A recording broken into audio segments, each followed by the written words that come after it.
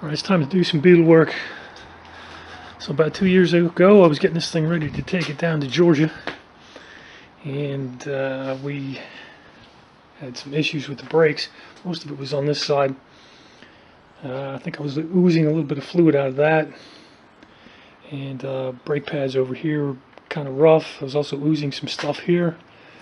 So I fixed this, and I fixed that.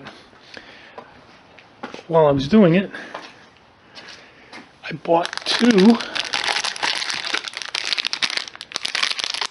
rear brake wheel cylinders, and of course I only installed one, but the component on the other side is just as old, so I need to get this one done as well.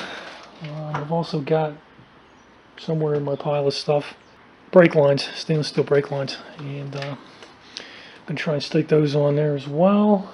I didn't get it done on the other side because I couldn't get the stuff apart. I didn't want to break anything. I'll try this side and see if it works, but there's lots of videos on how to get that done, so I don't want to spend too much time showing you everything. I'm just going to go ahead and dive right in here. If something interesting shows up, I'll video. Alright, no, it's going to be really hard to see, but there's a tiny bit of ooze, I think, out of this side of it. But anyway, it's got to go.